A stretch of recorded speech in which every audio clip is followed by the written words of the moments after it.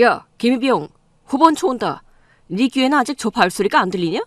암구할 준비해. 예, 알겠습니다. 손들어. 움직이면 쏜다. 나무! 암구어를 묻자 곧장 답어가 돌아왔습니다. 뿌리!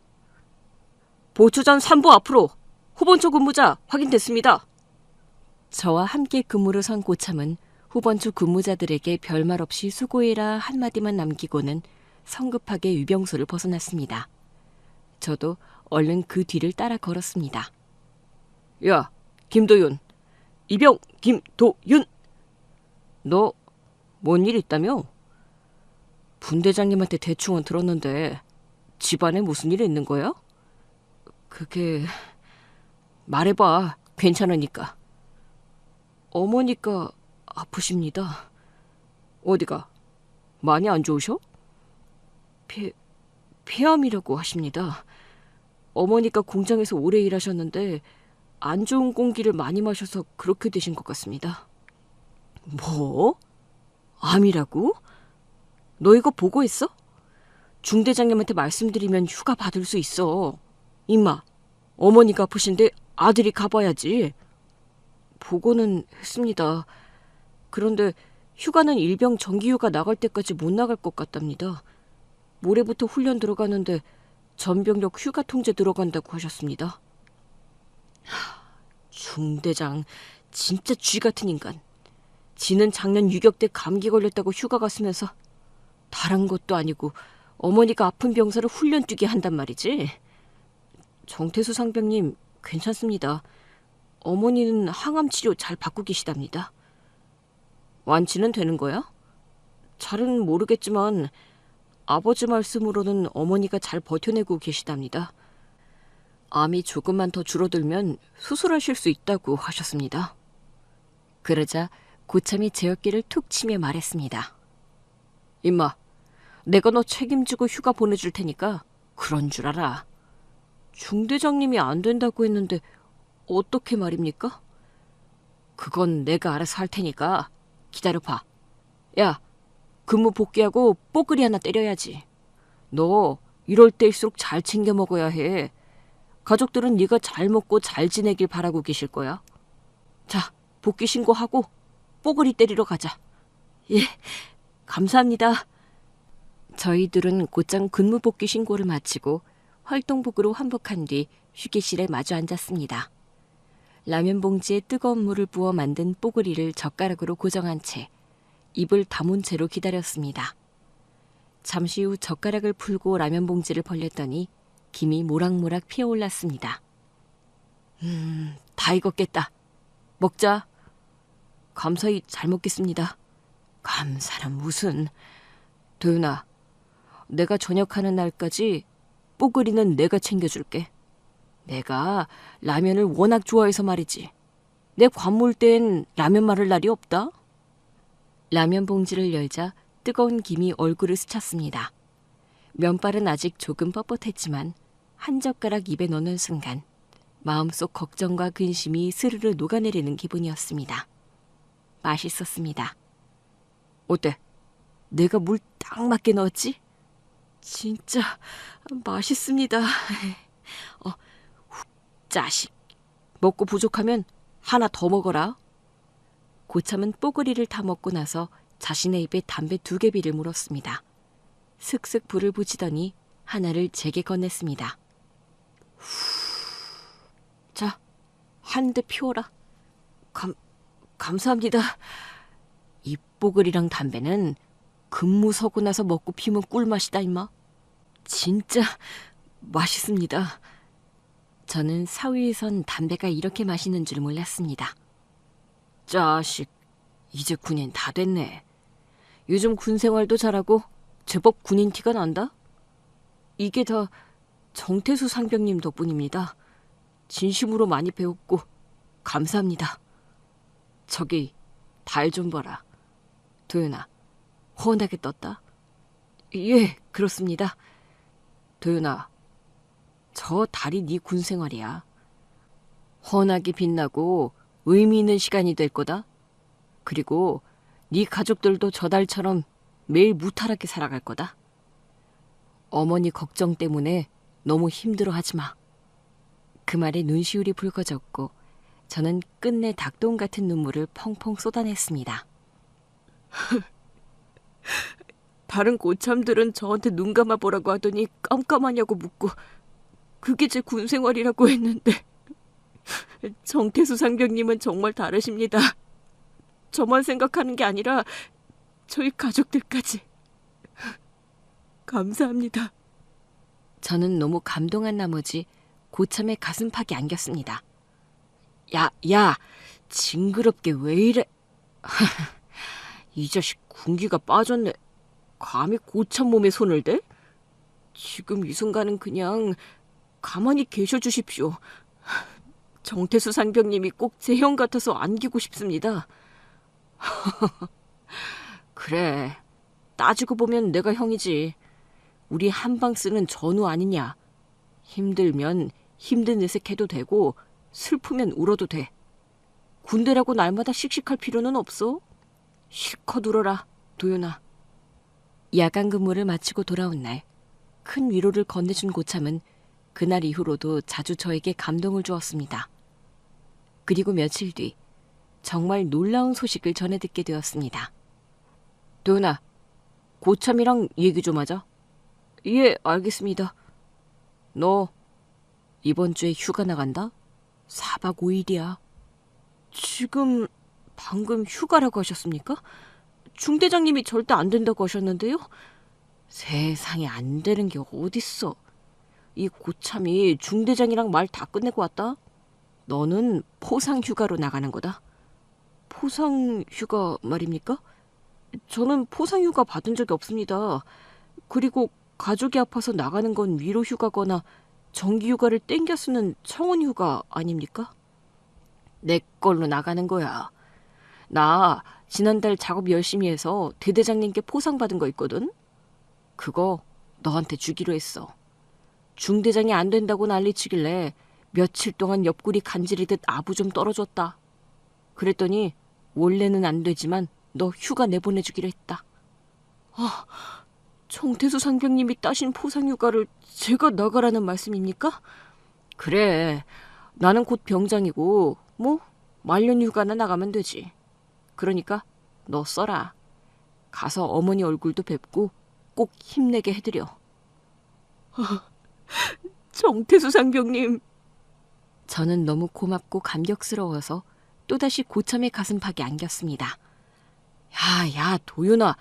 지금 대낮이야. 보는 눈들이 많다고. 내가 아무리 좋아도 이러면 곤란하지, 이 자식아.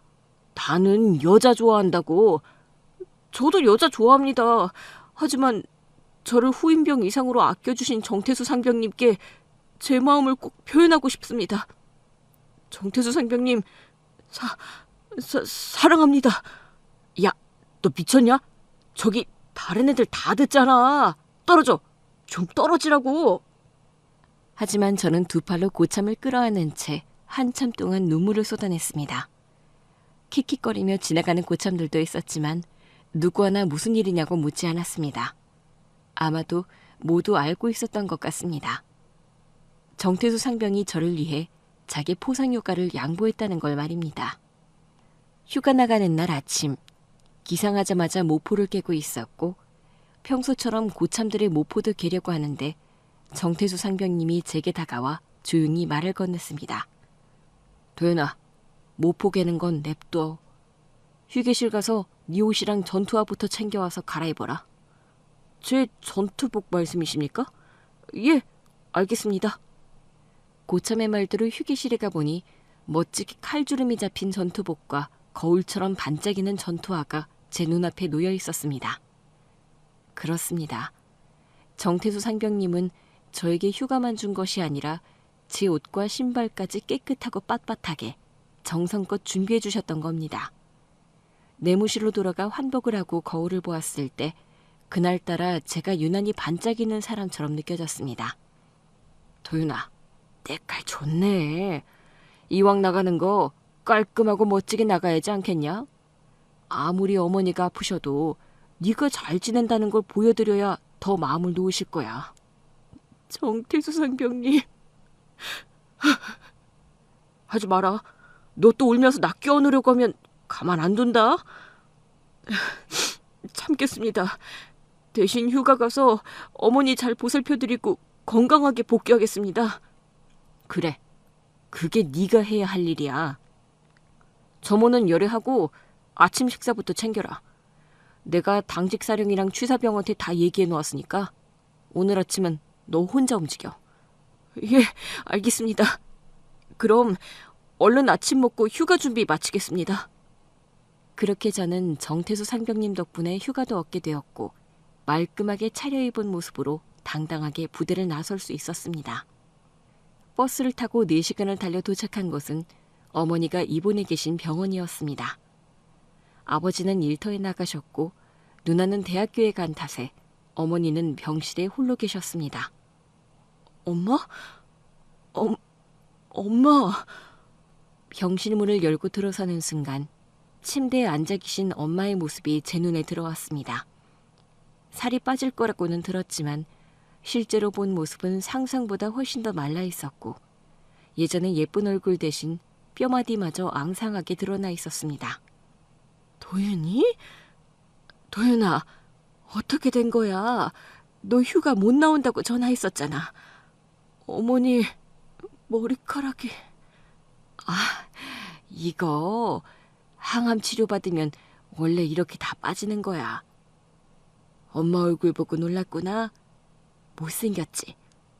아니요, 예뻐요. 엄청 예뻐요, 엄마. 엄마의 모습이 낯설고도 아련해서 저는 말을 잇지 못하고 어머니를 꼭 끌어안았습니다. 그리고 참고 있던 눈물이 터지고 말았습니다. 어머니, 미안해요. 아들이 효도도 못하고 이렇게 아픈 걸 막지 못해서 죄송해요. 우리 아들이 많이 컸네. 군대 가더니 늠름해졌어. 그런데 도윤아, 그만 울어. 엄마 괜찮대. 항암 치료를 몇 번 더 받고 나서 수술하면 낫는다고 했어. 꼭 나아야 해요? 아버지도 누나도 저도 엄마가 낫기만을 기다리니까 절대로 계속 아프시면 안 돼요? 휴가 첫날, 저는 어머니의 병실을 한시도 떠나지 않았습니다. 하루 종일 곁을 지키며 말도 걸고 손도 잡고 마음속 이야기도 많이 나눴습니다. 해가 저물 무렵 병실 문이 열리고 누나와 아버지가 들어오셨습니다. 아버지는 카센터에서 일하시는 분답게 그날도 손등에 기름때가 짙게 배어 있었고 아무리 씻어도 좀처럼 지워지지 않는 그 흔적이 마치 오래된 고생과 책임감처럼 느껴졌습니다. 아버지, 저 나왔어요. 이 녀석아, 나오면 나온다고 말을 하지. 그게 깜짝 놀라게 해드리고 싶어서요. 이렇게 몰래 나오니까 2배는 더 좋으시지 않아요? 어이, 누나, 많이 예뻐졌는데? 대학생활 재밌나 봐? 병원 복도에 엄마 웃음소리가 들리더니 다 도윤이 너 때문이었구나? 서운하다. 딸내미가 날마다 와도 한 번을 웃지 않던 엄마가 휴가 나온 아들한테는 아낌없이 웃음을 남발하시네? 오랜만에 봐서 그런 거지. 그리고 엄마는 나보다 누나를 더 좋아해. 됐거든? 그나저나 넌 갑자기 휴가를 어떻게 받은 거야? 아주 좋은 분이 선물로 주셨어.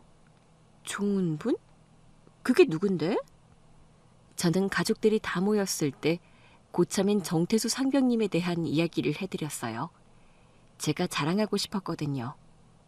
그리고 휴가 복귀 날, 가기 싫었는데 어머니가 잘 회복하겠다고 약속하셔서 씩씩한 척하며 부대로 복귀했습니다. 정태수 상병님, 저 복귀했습니다. 중성. 도윤이 왔냐? 어머니는 괜찮으시고? 예, 많이 좋아지셨습니다. 감사합니다. 나한테 무슨 감사. 어머니 뵙고 오니까 훨씬 마음이 가벼워졌지? 그럼 내일부터 빡센 군생활 잘 버텨라. 예, 알겠습니다. 저는 매일 아침 누구보다 먼저 기상해서 하루를 시작했고 훈련과 작업, 경계 근무를 무탈히 열심히 해냈습니다. 저녁 자유시간에는 어김없이 부모님께 전화를 드렸고 다행히 어머니는 조금씩 좋아지고 계시다고 하셨습니다. 시간이 흘러 제가 일병 3호봉이 되었을 무렵 정태수 상병님, 아니 이제는 병장님이 된 그분이 전역하시는 날이 다가왔습니다. 저에게는 군대에서 하늘 같고 친구 같고 형 같은 존재라서 떠나보내는 게 너무 아쉽고 섭섭했습니다. 정태수 병장님, 안 가시면 안 됩니까? 그냥 장기 복무하시면 안 됩니까? 야, 도윤아, 너 말이 심하다. 고참이 여기에 말뚝박을 하는 거냐? 그만큼 보내드리고 싶지 않습니다. 자식, 정은 엄청 많아가지고 너는 네 고참들 전역할 때마다 이런 식으로 질질 짤 거냐? 네 밑에 후임들이 너 만만하게 보면 어쩌려고 그래? 가지 마십시오. 이번엔 정말로 고참을 3개 끌어안았고 좀처럼 놓아주지 않았습니다. 그러자 정태수 병장님이 슬쩍 주머니에서 무언가를 꺼내 제게 건네주셨습니다. 야, 이거 놔라. 나 좀 놔주고 이거 받아. 저는 손등으로 눈물을 훔치며 그가 건넨 봉투를 받아들었습니다. 이게 뭡니까? 편지입니까?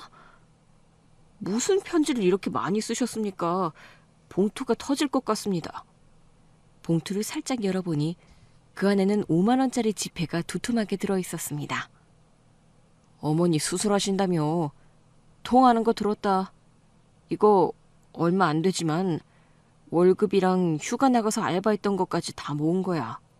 수술비에 보태. 정태수 병장님. 사실 그 시기에 어머니는 수술 날짜를 이미 받아두신 상태였고 수술비 문제로 아버지와 누나의 걱정이 이만저만이 아니었습니다. 그런 저희 사정을 어떻게 알았는지 정태수 병장님은 자신이 모아온 군인 월급과 휴가 중에 알바에서 번 돈까지 보태어 제게 건넸습니다. 대체 정태수 병장님은 정체가 뭡니까? 이 자식이 고맙다는 말은커녕 정체를 묻네? 나? 네 형이다, 자식아. 어머니 꼭 완치되시길 기도할게. 그러니까 남은 군생활 씩씩하게 잘해라. 저는 아무것도 드린 게 없는데 정태수 병장님께 드린 게 정말 아무것도 없는데 정말 진심으로 온 마음을 다해 감사드립니다. 그래, 나중에 휴가 나오면 꼭 연락해라. 소주 한잔 하자고. 이제 뭐하고 사실 겁니까? 내가 학벌은 고졸이고 부모님도 내가 일병 때 사고로 돌아가셨으니 혼자 알아서 살아야 해. 노가다도 뛰고 자격증도 따고 뭐 그냥 흘러가는 대로 살아야지. 도윤아, 고참 간다? 아니, 형님 갈게. 부대 차렷! 전역자를 향해 경례! 충성! 그렇게 저에게 아낌없이 주는 나무 같았던 정태수 병장님은 전역하시고 조용히 부대를 떠나셨습니다. 남겨주신 핸드폰 번호로 몇 번이고 전화를 걸어봤지만 아마 바쁘셨는지 연락이 한 번도 닿지 않았습니다. 일병 정기휴가 때 정말로 약속한 소주 한잔 하려고 했는데 끝내 만나지는 못했답니다. 한편 어머니의 폐암 수술은 무사히 잘 마무리되었습니다. 암은 완전히 사라졌고 의사 선생님께 완치 판정을 받고 퇴원을 하셨죠. 제가 일병 4호봉일 때의 일이었습니다. 그날 이후로 저는 날아갈 듯한 마음으로 훈련을 받고 기꺼운 몸으로 작업을 하고 경계 근무에도 더 이상 무게를 느끼지 않았습니다. 국방부 시계는 분명 느리게만 가는 것 같았지만 그래도 언젠가는 끝이 오는 법이었죠. 그렇게 저에게도 저녁의 날이 찾아왔습니다. 후임들의 박수와 격려를 받으며 설레는 마음으로 집으로 향했습니다. 어머니는 집에서 평온히 휴식 중이셨고 아버지는 새로 일하게 된 카센터에서 성실히 일하고 계셨습니다. 누나는 대학교 4학년에 올라가 한창 바쁜 시기를 보내고 있었고요. 저는 지방 형평도 그렇고 무엇보다 사회에서 쓰임새 있는 사람이 되고 싶다는 생각이 강해져 복학을 미루고 아르바이트부터 시작했습니다. 평일에는 백화점에서 의류를 판매했고 주말에는 산소 주변 풀을 예초기로 베는 벌초 아르바이트를 했습니다. 군대를 다녀와서 그런지 사회에서의 일상은 하나도 힘들지 않았습니다. 물론 몸은 피곤했지만 이 정도쯤이야. 그저 누워서 떡 먹는 일처럼 가볍게 넘길 수 있었죠. 그런데 어느 날 문득 저를 이렇게 용감하고 단단하고 어른답게 만들어준 그 감사한 한 사람이 너무도 그립고 보고 싶어졌습니다. 군대에 있을 때도 연락이 닿지 않았던 정태수 병장님. 다시 한번 전화를 걸어봤지만 연락은 한 번도 되지 않았고 정태수 병장님은 추억 속의 인물이 되었습니다. 1년 정도는 아르바이트만 하며 지냈고 그동안 모은 돈으로 대학 등록금을 마련했습니다. 대학 생활을 시작하고 나서도 다음 학기 등록금을 벌기 위해 계속 아르바이트를 병행하며 공부했습니다. 제가 머리가 아주 뛰어났다면 장학금을 기대하며 공부에만 매달릴 수도 있었겠지만 아무리 노력해도 그 정도까지는 도달할 수 없다는 걸 일찌감치 알게 되었습니다. 그렇게 시간을 쌓아 저는 27살에 대학을 졸업했고 중견기업에 취직하게 되었습니다. 말은 중견기업이었지만 실제 연봉은 중소기업과 크게 다르지 않았습니다. 회사에서 내세운 가장 큰 복지는 자녀의 대학 등록금 지원이었는데 27살에 여자친구도 없는 저에게는 당장 쓸 일 없는 복지였죠. 그래도 회사 일은 그럭저럭 할 만했습니다. 어려운 일은 선배들이 잘 알려주었고 힘든 일은 입사 동기들과 함께 해결했기 때문에 크게 힘든 문턱 없이 일상을 이어갈 수 있었습니다. 30대 초반까지 한 회사에서 일을 했는데 회의감이 들었어요. 뭔가 다른 일을 해보고 싶었고 더 많은 돈을 벌고 싶은 욕심이 끝없이 생겨서 회사를 그만두기로 결심했습니다. 수년간 고민해왔고 마지막 일탈이라는 생각으로 단단히 각오를 하였죠. 그동안 모은 돈으로 아주 작은 사무실을 임대하고 스타트업을 시작했어요. 저 혼자가 아닌 대학 동기 한 명과 함께 말이죠. 시작과 동시에 사업이라는 건 아무나 할 수 있는 게 아니라는 걸 뼈저리게 느꼈지만 저는 이 힘든 문턱을 반드시 넘겠노라 다짐했고 이를 악물고 일에 매달렸습니다. 거래처를 따내기 위해 발품을 팔았고 사무실에서 동기와 함께 머리를 쥐어짜며 하루 종일 일에만 몰두했어요. 1년쯤 지나자 아주 성공적이진 않아도 회사 다닐 때보다 수입은 더 많아졌습니다. 물론 제가 책임자이자 직접 영업도 해야 하는 처지라 스트레스는 몇 배나 더 심해졌죠. 어느 날 옥상에 올라가 담배를 피우는데 같이 일하는 동기가 저에게 말하더군요. 야 임마, 넌 얼굴이 왜 그러냐? 넌 말하고 있네. 너야말로 엄청 푸석푸석하다. 그런가? 에이, 우리 둘 다 똑같네. 야, 이 담배 맛이 왜 이리 쓰냐? 그러게, 옛날에 군대 있을 때는 담배 맛이 꿀맛이었는데 이등병 때 야간 근무 서고 돌아와서 뽀글이 먹고 피우던 담배 맛이 생각난다. 우리 사업이 더 잘 풀리면 담배 맛도 좋아지겠지. 그만 내려가서 일하자. 그래, 먹고 살기 힘든 세상 파이팅 하자고. 그렇게 말하고 담배를 껐습니다. 그리고는 다시 악착같이 일에 매달렸죠. 쏟아부을 수 있는 모든 열정을 다 쏟아부었습니다. 한편 제가 따로 나와 살다 보니 가족들과는 한 달에 한 번 볼까 말까 했고 그나마도 주로 전화통화로 안부를 전했습니다. 엄마, 저예요. 아픈 데는 없고요. 잘 지내시죠? 그래, 엄마는 너무 건강해서 문제야. 멀쩡한 사람 데리고 병원도 못 가겠다니까? 다행이네요. 아버지는요? 네 아버지는 아직도 카센터 붙들고 있어. 일 욕심이 많아서 손을 못 대시겠대. 제가 돈 버니까 이제 좀 쉬셔도 되는데. 제가 용돈 더 올려드린다고 말씀을 그렇게 드렸는데 쉬시라고 몇 번을 말씀드려도 고집이 참 대단하시네요. 네가 버는 돈이 그게 우리 돈이냐? 그리고 네가 준 돈은 나중에 고스란히 돌려줄 거야. 너 장가 갈 때 말이야. 엄마도 참 여친도 없는데 무슨 장가예요. 그리고 사업이 자리 잡으려면 아직 멀었어요. 최소 5년은 더 걸려요. 그러면 앞으로 5년 뒤에 여자를 만나겠다는 거냐? 도연아, 그건 너무 늦어. 인생에 일만 있다고 되는 게 아니다. 그냥 적당히 일하고 적당히 괜찮은 여자 만나봐. 아, 그리고 네 누나는 남자친구랑 슬슬 결혼 얘기 나온다더라? 누나가요? 그때 말한 부잣집 아들? 부잣집 아들이 아니라 의사 선생님이야. 야, 우리 누나 대단하네. 그 더러운 성격으로 어떻게 그런 사람을 꼬셨대? 지금 뭐라고 했냐? 네 누나 성격이 어떻다고? 네 누나는 나 닮았거든. 말 조심해라. 네, 알았어요. 농담이죠.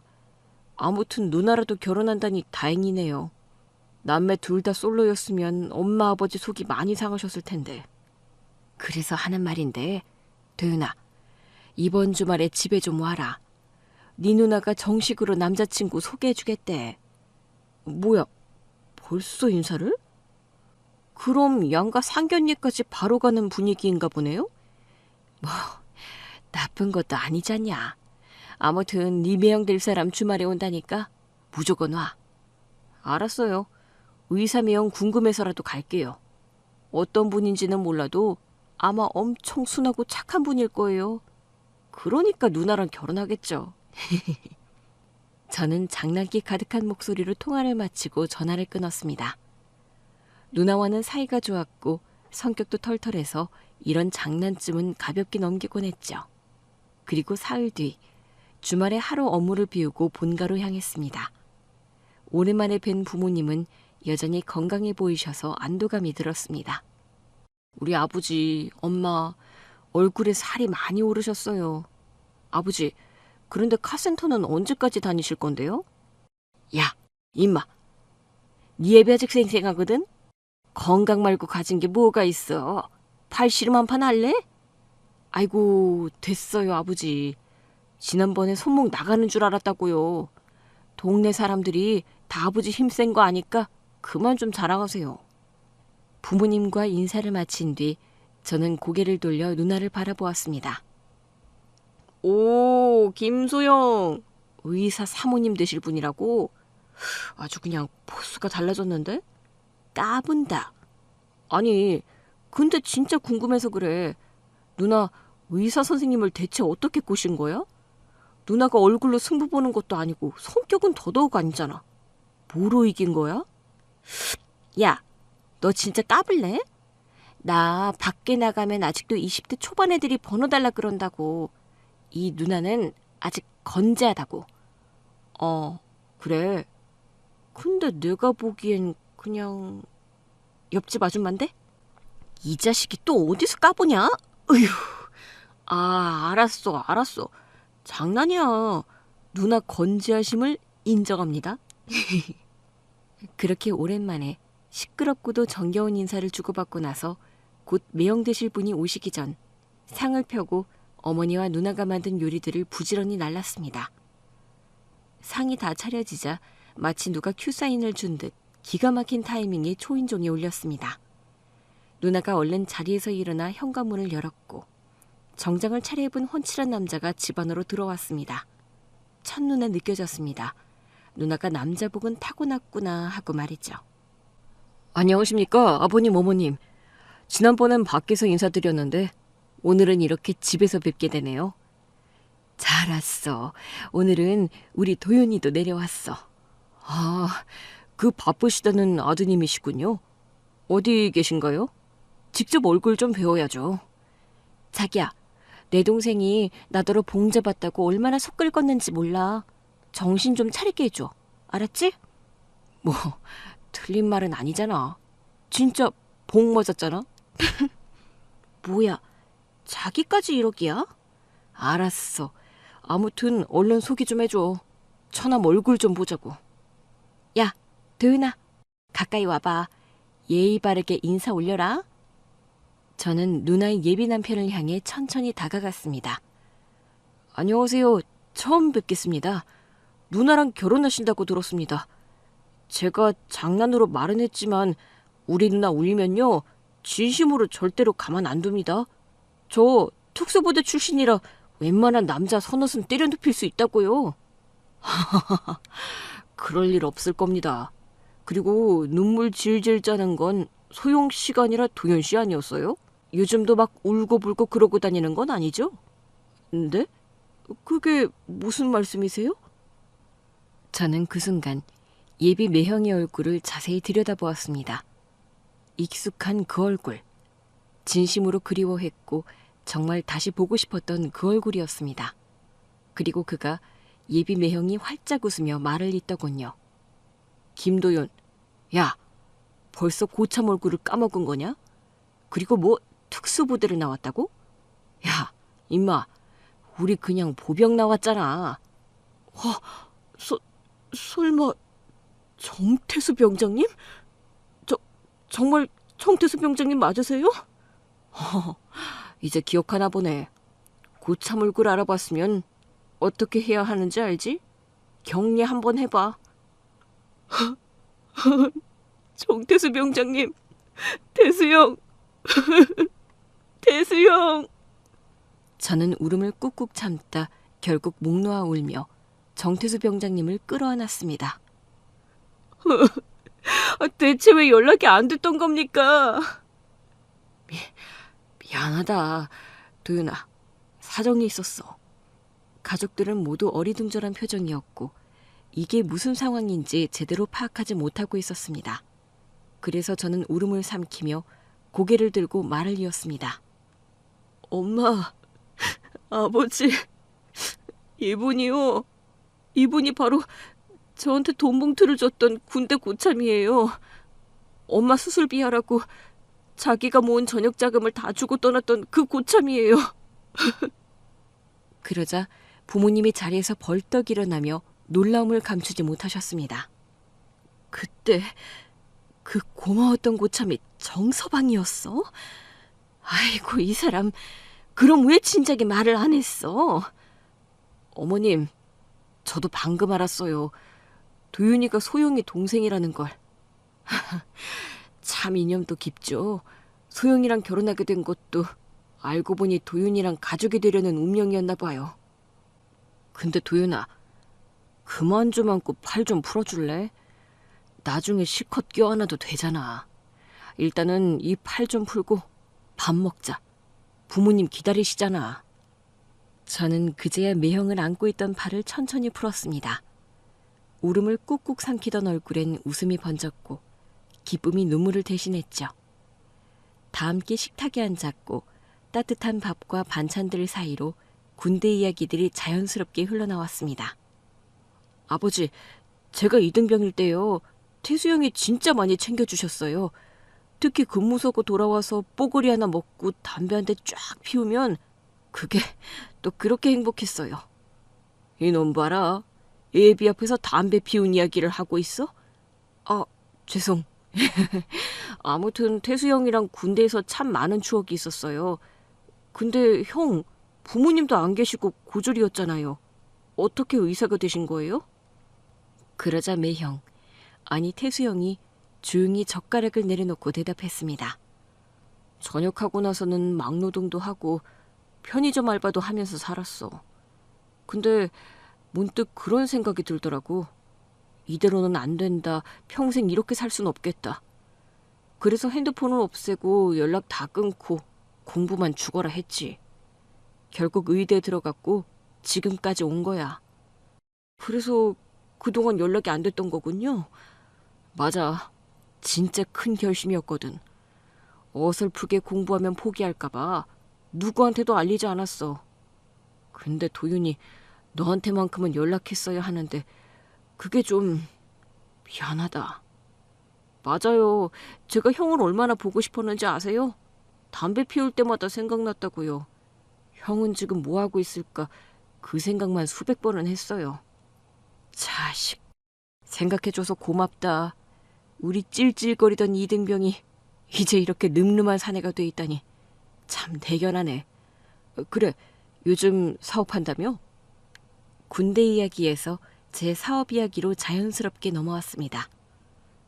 네, 작년에 시작했어요. 아직 크진 않지만 그럭저럭 먹고는 살아요. 내가 좀 도와줄까? 사업인 인맥이 제일 중요하거든. 내 환자들 중에 사업하는 분들 많아. 내가 소개해줄게. 형은 진짜 아직도 나한테 아낌없이 주는 나무 같은 분이시네요. 어떻게 이렇게 한결같아요? 저야 당연히 감사하죠. 소개 팍팍 해주세요. 그래, 내가 할 수 있는 한 힘 닿는 데까지 도와줄게. 집에 인사를 온 정태수 병장님은, 아니 이제 매형이 된 그는 누구보다 저와 많은 이야기를 나눴습니다. 부모님은 오랜만에 들뜬 저희 수다를 흐뭇한 눈으로 지켜보셨고, 누나는 군대 이야기가 또 시작되었다며 귀를 후비며 투덜거렸습니다. 둘이 아주 죽이 척척 맞네. 근데 진짜 신기하다. 태수 씨가 내 동생 고참이었다는 것도 놀라운데 우리 엄마 수술비까지 보태준 그 고참이었다는 건 완전 쇼킹이야. 그게 뭐가 그렇게 쇼킹할 일이라고. 나는 그냥 착한 후임 하나 도와주고 싶었을 뿐이야. 저는 그 말에 마음이 북받쳐서 잔잔하게 말을 덧붙였습니다. 그때 형이 준 봉투가요. 어쩌면 우리 인연의 시작이었나 봐요. 형이랑 우리 누나랑 결혼하게 된 게 다 그때부터 시작된 인연이었나 봐요. 맞아요. 그날 우리 운명이 처음으로 이어진 날이었을 거예요. 그래? 그렇게 말해주니까 그때가 내 인생에서 제일 잘한 일이 되는 거네? 맞아요. 형, 그게 진짜예요. 우린 가족이 될 운명이었어요. 저는 그날 기분이 좋아서인지 술도 평소보다 훨씬 많이 마시게 되었고, 결국 눈을 떠보니 어안이 벙벙한 상황이 펼쳐져 있었습니다. 뭐지? 나 지금 하늘을 나는 건가? 자식, 내가 너 업었어. 이제 침대에 눕혀줄게. 어라, 태수 형이다. 정태수 병장님, 우리 매형이다. 태수 형이 날 업고 있어요? 그렇게 좋냐, 자식아? 내가 뭘 그렇게 잘해줬다고 그렇게 좋아해주냐? 이럴 줄 알았으면 더 잘해줄 걸 그랬나 봐. 형은요, 나한텐 히어로예요. 아이언맨, 스파이더맨 이런 것처럼 형은 나에게 정태수 병장맨, 세상에서 제일 멋진 슈퍼히어로예요. 고맙다, 도연아. 자, 이제 누워서 푹 자. 형은 이만 가볼게. 안 돼. 가긴 어딜 가요? 내 옆에 누워서 자고 가요. 귀엽다, 귀여워. 근데 나는 지금 소영이랑 데이트하러 가야 돼. 맞다. 우리 누나랑 결혼하실 분이지. 그래요? 가요. 데이트하러 가세요. 그런데 이거 하나는 듣고 가세요. 태수 형, 나 진짜 형을 사랑. 술에 취한 채 정태수 병장님께 하고 싶었던 말을 모조리 쏟아낸 덕분인지 마음이 시원하게 후련했습니다. 기분 좋게 깊은 잠에 빠졌고 마침 꿈도 꿨습니다. 그 꿈속은 아주 오래전 군대의 한밤이었습니다. 야간 근무를 마치고 돌아와 축 늘어진 몸을 간신히 눕히던 그때 정태수 병장님이 봉지라면을 꺼내 들었고 그와 나란히 앉아 뽀글이를 해먹던 장면이 눈앞에 생생히 그려졌습니다. 꿈속에 저는 매형이 된 병장님과 마주 앉아 후루룩 후루룩 쩝쩝거리며 뜨끈한 뽀글이를 먹었습니다. 그 짭짤하고 구수한 맛, 그리고 고된 하루를 함께 넘기던 그 감정까지. 꿈은 짧지만 진했죠. 아침에 눈을 떴을 땐 꿈속의 그 장면이 어찌나 생생했던지 저도 모르게 부엌으로가 봉지라면을 하나 꺼내 들었습니다. 도연아, 라면 먹게? 어제 그렇게 술 마시더니. 이리 줘, 내가 끓여줄게. 아니에요. 오늘은 제가 뽀글이로 해먹을 거예요. 오랜만에 군대 생각 좀 하려고요. 그렇게 저는 라면 봉지를 싹 비웠습니다. 따끈한 국물 한 방울까지. 그 뽀글이 속엔 군대 시절의 추억도, 형에 대한 고마움도, 가족이 된 기쁨도 함께 담겨 있었습니다. 매형은 가족이 따로 없었기에 상견례는 생략하고 바로 결혼식을 올리게 되었습니다. 식수는 차분하게 잘 진행되었고 축가까지 모두 마친 뒤 사회자가 마이크를 들고 제 이름을 불렀습니다. 자, 축가에 이어서 특별 이벤트가 하나 더 남았습니다. 신부의 동생 김도윤 군이 준비한 이벤트입니다. 여러분, 박수로 맞아주세요. 저는 무대 뒤에서 옷을 갈아입고 기다리고 있었습니다. 그리고 저와 함께 정태수 병장님과 군 생활을 했던 고참들과 함께 군복을 차려입고 입장했습니다. 앞으로 가! 하나, 둘, 하나, 둘! 각을 맞춰 박자에 맞게 행진하자 하객들 사이에서 박수와 웃음이 터져 나왔습니다. 저는 고참들과 함께 신랑 신부 앞까지 걸어가 제자리 걸음을 했습니다. 제자리에 섰! 하나, 둘!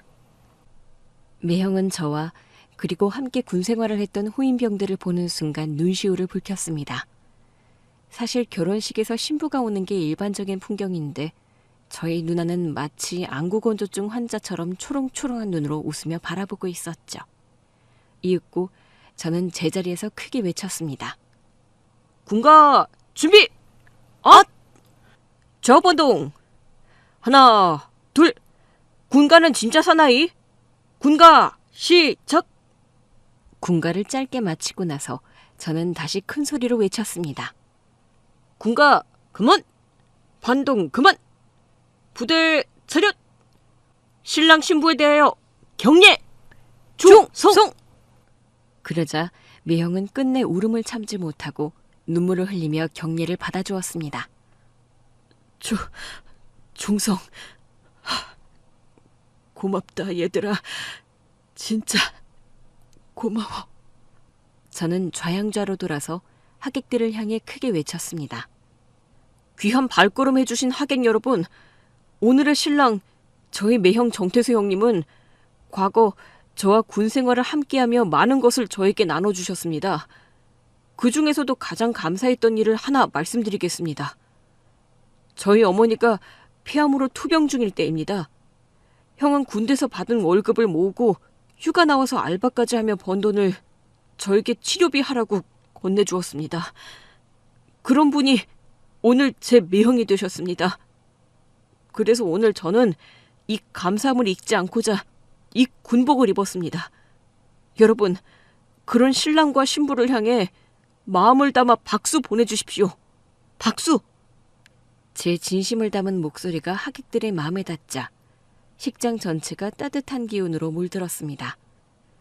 하객들은 자리에서 일어나 기립박수를 보냈고 그 순간 매형은 더욱 크게 목 놓아 울었습니다.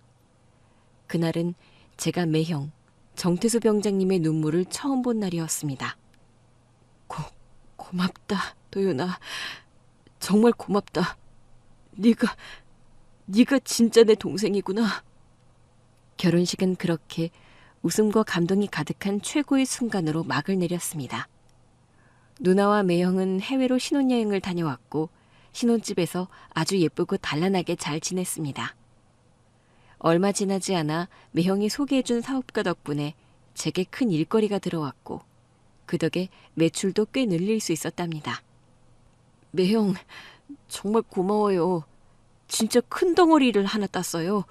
이거 다 매형 덕분이에요.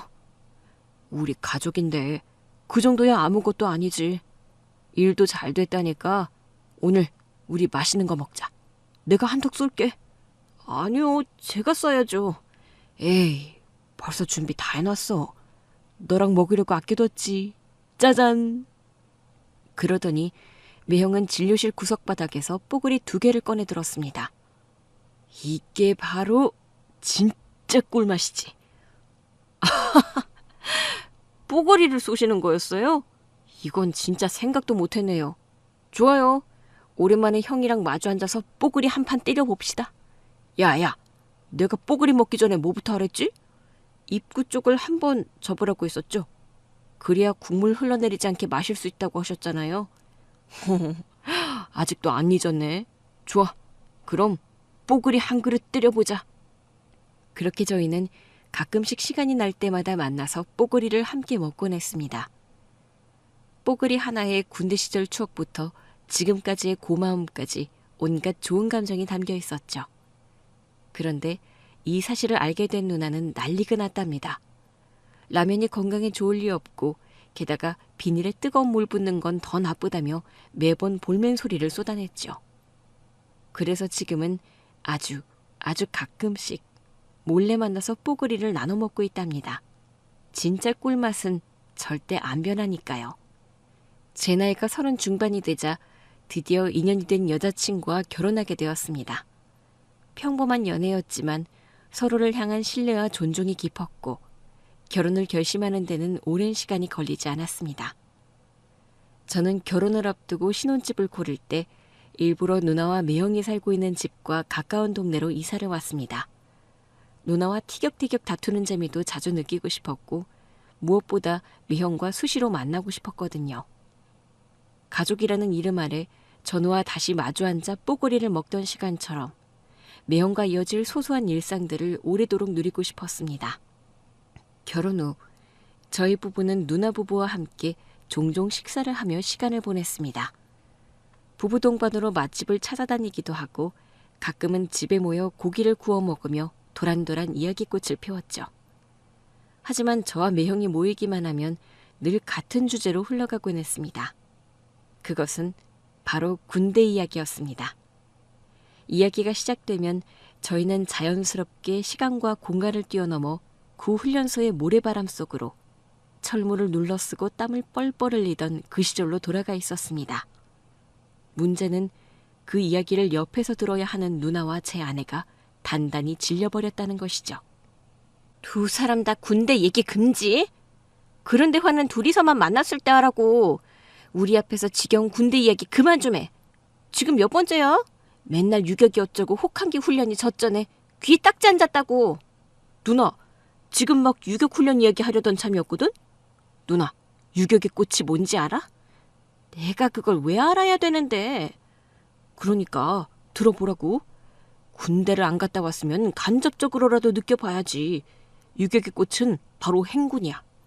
그것도 그냥 걷는 행군이 아니라 30kg 가까이 되는 군장을 등에 메고 아무도 안 다니는 산길을 수십 킬로 걸어야 하는 그런 행군 말이야. 산 위로 오르고 진흙 밟고 땀 범벅돼서 헉헉대다가 부대 복귀했을 땐 발바닥에 물집이 터지고 진짜 죽을 맛이라고. 근데 그렇게 고생 끝에 하는 게 뭔지 알아? 보나마나 뽀글이를 먹겠지. 딩동댕 정답. 이야, 누나가 이젠 군대의 본질을 제대로 파악하셨네. 뽀글이. 그게 진짜 힐링이었단 말이야. 지겹다, 지겨워. 그만 좀 해. 적당히 좀 하지. 여보, 도윤이가 또 이러는데 자기라도 말 좀 해줘야 하는 거 아니야? 왜? 나도 재밌는데. 군대가 얼마나 즐거운 곳인데. 그 시절에 고됐지만 지금 생각하면 다 추억이지. 자기야, 나중에 군대 체험 프로그램 같은 데 한번 가보자. 그러면 우리가 왜 그걸 이토록 얘기하는지 100분의 1은 알 수 있을걸? 됐거든요. 난 벌써 귀에 딱지가 앉았다고. 진심이야. 나중에 군대용으로 악몽 꿀 것 같아. 알았어. 처남, 우리 이제 그만하자. 이제 군대 이야기 접고 고기나 집중해서 먹자. 한우 앞이니까 군대도 잠시 후퇴. 오케이, 군대 이야기는 후퇴. 자, 맥주잔 들어요. 우리 부부들을 위해서 건배! 그렇게 저와 매형은 지금도 전우이자 친구이고 가족이라는 울타리 안에서 서로를 든든하게 지지해주는 형제처럼 지내고 있습니다. 매형이 사업적으로도 많은 도움을 주셔서 회사의 규모가 조금씩 커졌고 이제는 직원도 생기고 사무실도 넓어졌습니다. 저의 군대 시절, 그리고 그 안에서 맺어진 특별한 인연. 그 인연이 가족이 되어 삶의 중심이 되어주고 있다는 것까지. 정말 감동적이지 않습니까? 이 이야기를 읽고 계신 여러분도 마음속 어딘가에 고이 잠들어 있는 누군가의 얼굴을 한 번쯤 떠올리셨으면 좋겠습니다. 그 시절에 따뜻했던 말 한마디, 땀 냄새 배인 웃음, 그리고 함께 울었던 밤을요. 이제는 서로의 가족이 된 저희처럼 여러분도 소중한 인연과 함께 따뜻한 하루 보내시길 바랍니다. 감사합니다. 오늘도 서로에게 위로가 되는 하루가 되시길 바랍니다.